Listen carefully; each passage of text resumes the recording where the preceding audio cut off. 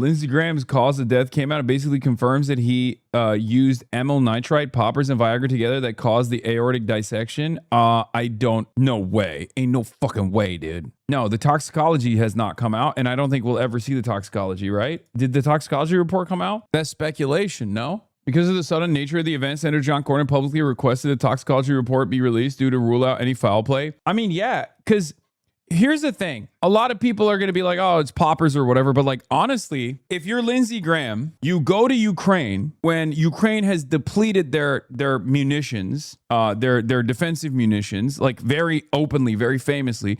Russia is striking deeper and deeper into Kyiv over and over again. You go to a drone factory, you visit it. There's not a lot of aerial coverage. You do it very publicly. And then you fly back the same day and you die instantly. It's understandable to suspect foul play, especially considering that we have now entered a new territory with respect to assassination of high-profile politicians.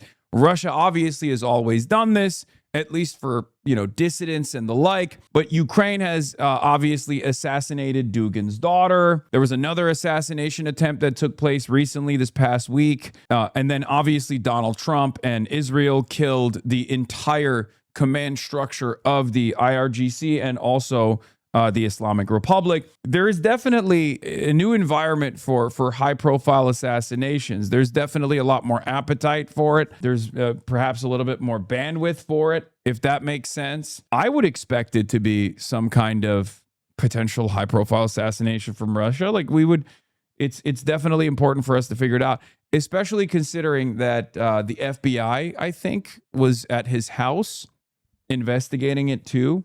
Poison, drone, poppers, damn, can a ladybug catch a break? I mean, Russia loves killing people in the UK, though, to be honest, not crazy. No, it is crazy. It is crazy. Russia has assassinated political dissidents and has also attempted to assassinate or have assassinated, high-profile Ukrainians in the inside of the military and inside of the political structure.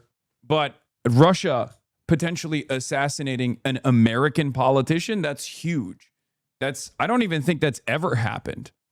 I might be wrong. Russia assassinating an American politician and an American senator, that's war. It's obviously in America's best interest not to acknowledge if that's the case, right? I don't think America wants to wage direct war with a nuclear power, direct war at a time when they already have their hands full with Iran. I mean, it's fine as it's a proxy war, right? Direct war would be something entirely different, something new. All my normie live friends think Russia killed him and the admin is covering it up. I mean, I'm not going to lie, that's not a very blue anon theory. That's not a very blue anon or blue MAGA theory at all. I think that's a fairly understandable theory to arrive at. Wouldn't Trump help cover it up since he seems beholden to Russia? That's one angle. I don't think that's the real angle because I think Trump's attitude towards Ukraine has shifted quite a bit, especially as Ukraine has been successfully ruining Russia's oil and gas infrastructure. Ukraine has a lot more leverage right now, so I think Ukraine is in better favor in Trump's eyes currently. I wouldn't even say Trump is as hot on Russia as he used to be. Who knows? I think it's an interesting story, though. This theory is so dumb. What would Russia or Ukraine get from this? I mean, Ukraine doesn't get anything from Lindsey Graham potentially dying. For Russia, it's a big fuck you. For Russia, it's testing the boundaries. Do you see what I mean? For Russia, they're not doing so great currently. They're getting, I mean, the strikes are actually hurting the Russian domestic attitudes towards Ukraine and towards the war. That is definitely clear. You got long lines at gas stations. The government has demanded, I mean, I don't think that's a reasonable explanation. It's about leverage. Ukraine strikes at Russian oil and gas infrastructure. Ukraine destroys critical oil and gas refineries. Ukraine starts successfully targeting and striking Russian tankers. All of a sudden, Ukraine is able to successfully harm the Russian economy and create domestic chaos. That's leverage for Ukraine. And Ukraine has been gaining that leverage. On the Russian side, they have to push back. They have to fight back. They have to do something to also then reassert their dominance. So what has Russia been doing? Striking Kyiv over and over again, punishing Kyiv in a way that they hadn't done since the beginning of the war, or the special military operation. So for them, testing the boundaries of what they can get away with, this would be a huge deal. From the Russian perspective, if they were to assassinate an American high-profile politician, a huge anti-Russia hawk, that would be a massive point of leverage for Russia. That would be a fuck you to the rest of the world. If you can do that to America, if you can do that to an American senator, no one is safe. If you can do that to an American senator and basically have nothing, experience nothing in retaliation because America doesn't want to wage a direct war with Russia because, you know, these are two nuclear powers. There's no precedent for it. It's a stress test. It's a expansion of the permission structure for Russia, what they can get away with.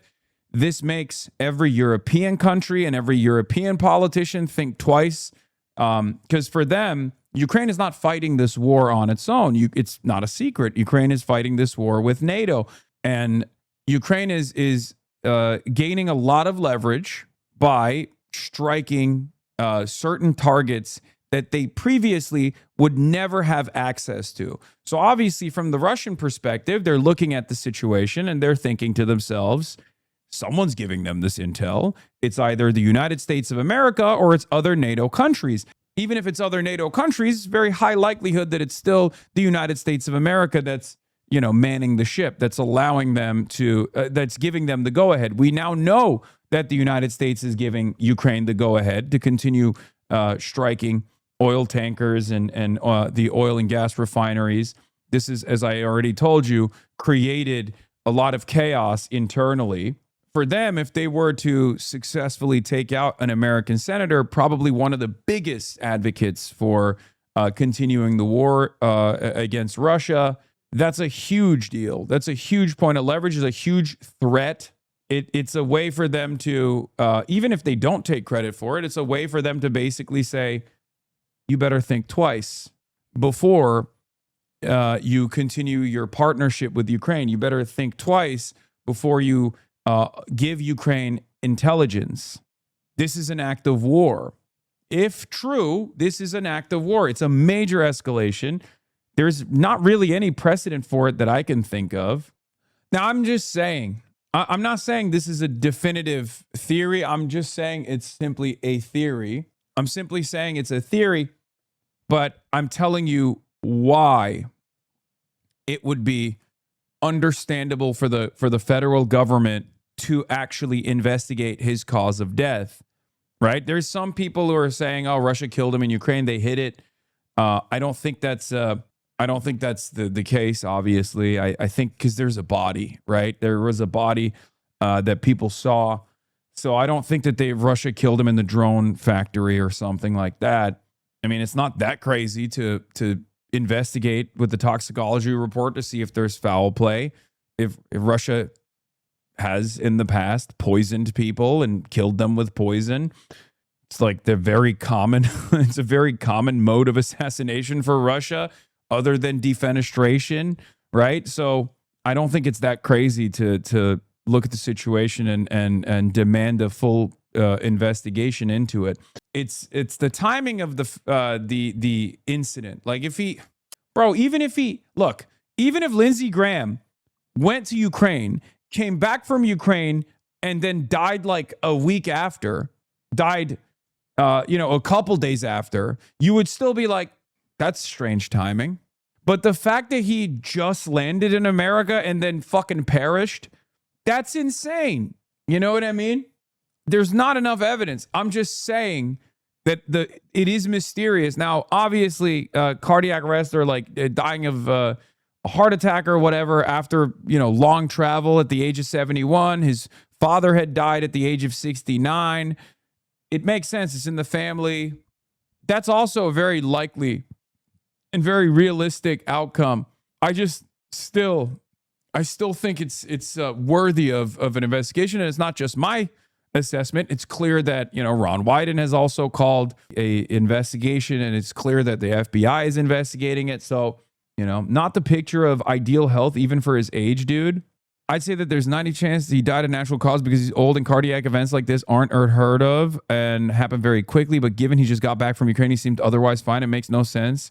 It makes sense to look into it at least. Yeah, I'm not sure what kind of poisoning could cause an aortic dissection, though. There's two competing theories. One is that's not the actual cause of death, and then they're just going to say, oh, it's a heart attack, he's an old guy, or some kind of poison might have actually done that. His heart exploded when he saw strikes on Iran. That could be the case. Someone wrote up the timeline and he wouldn't have made it back in time. Yeah, I've heard that too. I've heard people suspect that he never actually made it back or something. I don't know if that's real. Obviously, people saw him. People saw him, right? I mean, his body was carried out of his house. So I don't know about that. What is the obvious question? What would Russia even gain from this? Seems silly. Major points. If you're saying what would Russia gain from this, you're wrong. Are you kidding me? Russia is desperate to reassert control over the situation and regain some kind of escalation dominance in the in the conflict.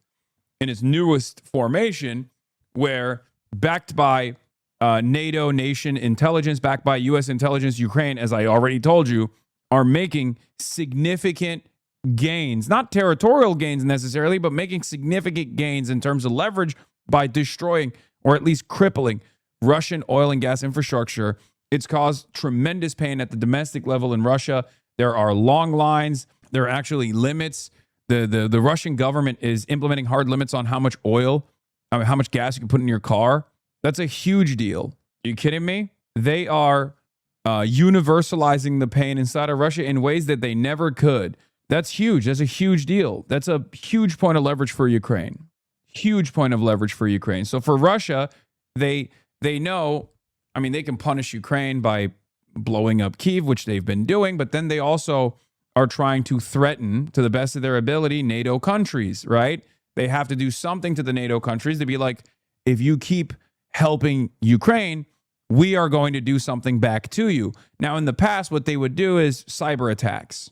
Or every now and then, there would be a random attack on critical infrastructure out of nowhere, like a random localized act of terrorism. Who knows who was doing it? But mostly it was just cyber, right?